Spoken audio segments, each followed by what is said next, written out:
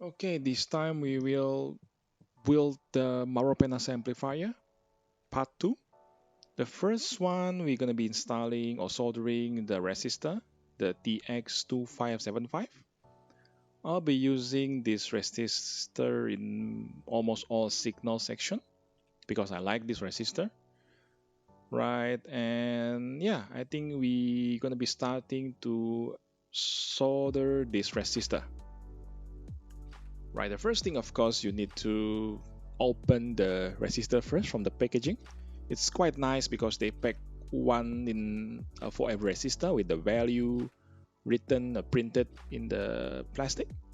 And every resistor also have quite a long leads, right? And being stick to the carton board with the paper tape. So yeah, we need to remove the paper tape first, right, in order to get access to the full leads of this resistor. So yeah, it takes a while because I have short nails, and yeah, eventually we can get this done very quickly.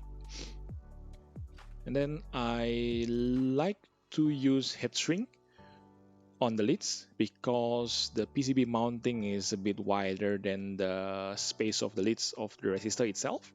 So yeah, in order to cosmetically ideal, right, I need to use slightly longer leads, and then I use a heat shrink to protect the leads, right, from being touched by someone or something, right, accidentally touched. So just heat up this head shrink a bit with lighter, and then we can see it's the head shrink, of course, will shrink and uh, kind of match the shape of the leads. So let's see, it's perfectly done. And then the next step is to install the resistor to the PCB. Like I shared earlier, the hole space actually slightly wider. So I need to install this resistor slightly higher from the PCB, right? We need to carefully push and pull the resistor because it's a naked resistor, right? So it doesn't have enough protection on the construction. So I need to carefully push and pull and to mount it well into the PCB, right? So the purpose of this heat shrink is to give some protection because the resistor will be like a floating above the PCB level, right? So yeah, just carefully insert the resistor. Then once we feel okay, then start to cut and solder the leads. I used to trim the leads very short and make sure all the end up of the leads will be completely submerged into the soldering tin, right? And the same, we just need to adjust a bit, right? Make sure it's okay, then perfectly perfectly fit. Then we cut another leads and start soldering the same, soldering the leads, right? And submerge all the leads with a tin solder. Well, it's should be okay, should be perfectly soldered, and yeah, it's perfectly mounted on the PCB.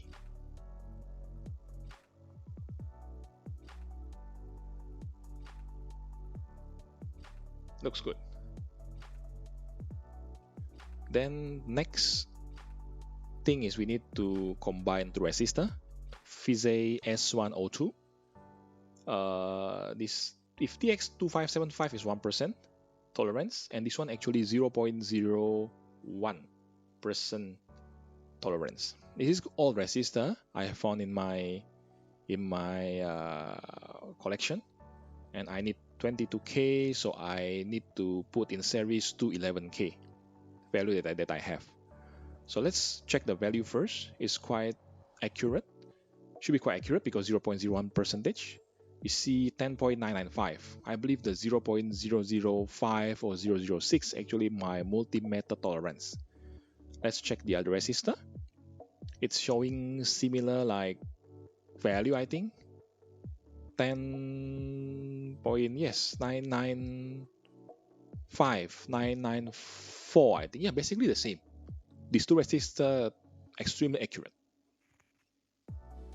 And then we need to solder those two resistors in series and make sure that they are perfectly soldered, because this is basically the way those two resistors will be mounted together, right? We need to make sure the soldering quality is good enough, right, to avoid them from separate or having a cold joint. Yeah.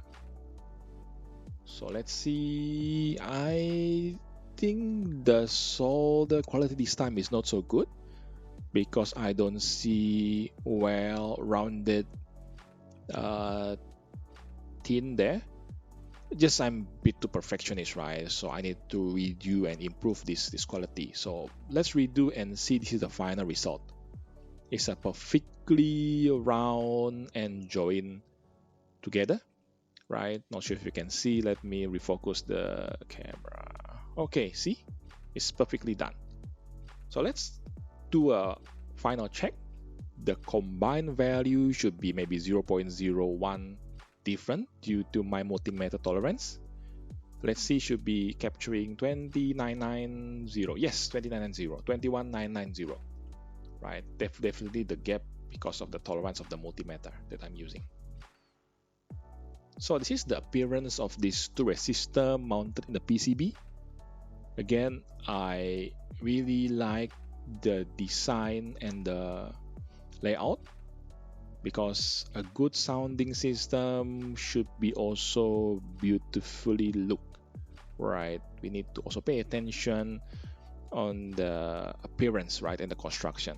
So that's why I really spend a lot of time to make sure all mounted in the right and proper position and also direction. Yes, this is another S102 in series, which is I mounted in other position, which is also require the same 22K of value. So this is the few for the others, right, of component that I've soldered into the PCB, right? So yeah, I think it's should be quite okay, right? Means that it should be good. Next is AudioNote tantalum non-magnetic resistor. This is quite big, 2 watts value. I also put the heat shrink on the both side, right? And the same time, I try to see how should I mount this resistor. Because if you see the space on the PCB compared to the size of this resistor is just not big enough, right? The space. So I need to think. Anyway, finally, after a while, I got the right idea to mount it like that. So I choose to mount at the left side because I don't want to put it too close with the TX2575 on the back. So I decide to put on the left side and put it closer to VJ S102, which is in the seal design, it should be okay, rather than 2575, which is quite naked or barely naked, right? So more or less, this is how I mount the resistor and the components in the second part of the amplifier building of Mauro Penasa. Thank you for watching. See you.